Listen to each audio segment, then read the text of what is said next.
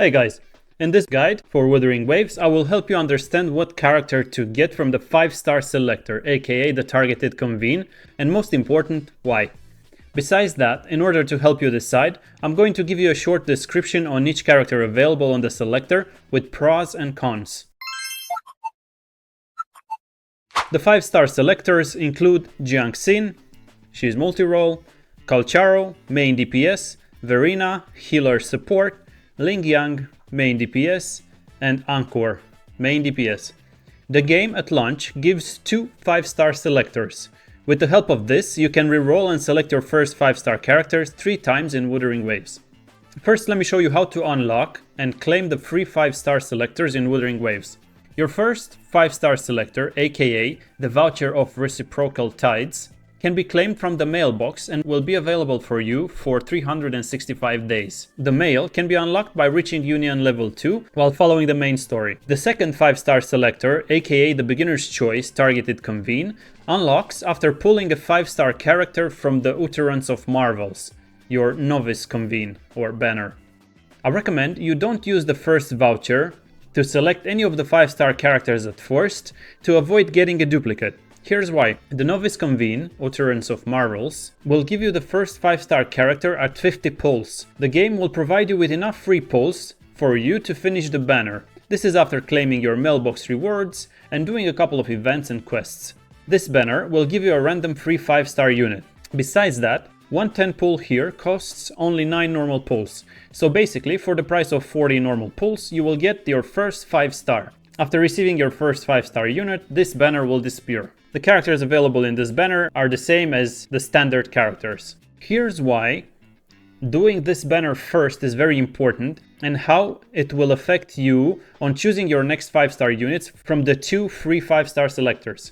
The second 5-star selector, aka the beginner's choice targeted Convene, unlocks straight away after pulling the 5-star character from the first banner. In the beginner's choice 5-star selector, you can get one 5-star character of your choosing, but only after 80 pulls. Now don't you worry about, the game will provide you with enough free pulls for you to finish the first banner, which is 40 pulls, and also this beginner's choice targeted Convene, which is the first actual 5-star selector. All you need to do to get all these 80 free pulls plus the other ones is play through the main story, collect a couple of treasure boxes from the open world, and join a couple of events. There is plenty of them, especially now that the game is new. Now, to understand why I said that you shouldn't use your first 5-star selector voucher yet, the one that you claim from the mailbox, is because the game will give you that random 5-star from the novice banner.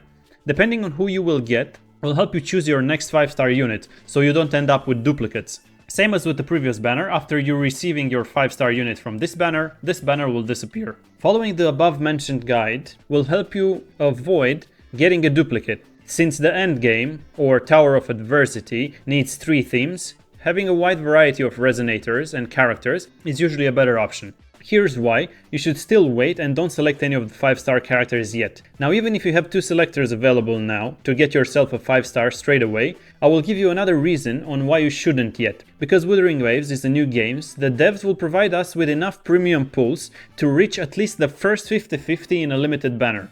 After playing the game for a couple of hours, doing some events and claiming your rewards from the mailbox, you'll have enough resources to do 80 pulls with a premium currency on the limited banner. Now, whichever limited banner you choose, it's up to you. But in the worst case scenario, let's say you lose your 50-50, right? On the limited 5-star character. You will end up with another random 5-star here, provided you already got the first one from the novice banner. So basically, you're getting one 5-star from the novice banner, and let's say in the worst case scenario, you're losing your 50-50 on the limited banner, then you already have 2 random 5-star characters.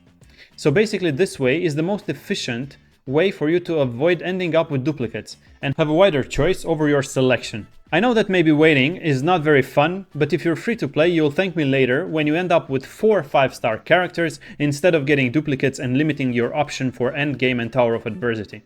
Now, selecting a 5-star character should become easier.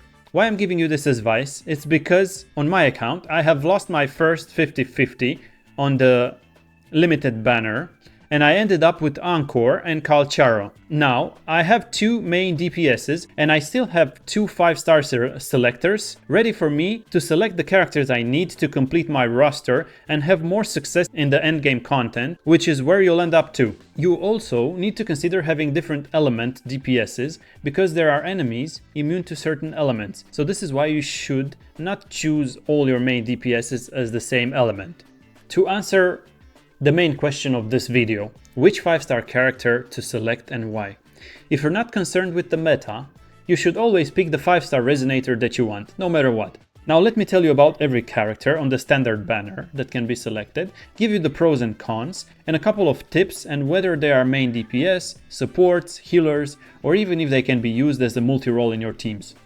Let's start with Verena. If you want Verena, a couple of pros. She's a strong team-wide healer and buffer.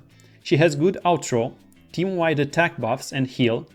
She doesn't really need time on field, so you can swap her in, get the buffs, swap back your DPS, and she's very easy to use. On top of that, she has the cheat death mechanic, although this is a 10-minute cooldown. Whenever one of your characters will die, she will automatically revive them. And cons? I cannot really say there's any gameplay cons in version 1.0 at the moment. Maybe that she's a bit of a weak design. Additionally, Verena's kit allows her to synergize with all main damage dealers by providing this attack buff and damage buff. Overall, I think Verena is a no-brainer pick. Now let's talk about DPSs. If you want Encore, why you should choose her or why not? Here's the pros. She's a strong DPS, even if not using animation cancel. She's ranged and melee. She's ranged with her basic attacks, and whenever she uses her ultimate, she becomes melee. She's easy to learn, and her ultimate is very strong because it's increasing her damage output. As a cons, at the moment in version 1.0, there is no dedicated fusion supports. She is a fusion character. You need to do animation cancels on her normal attack 5 for maximum damage. So basically, whenever you reach normal attack 5, you should do echo attack or you should use the skill.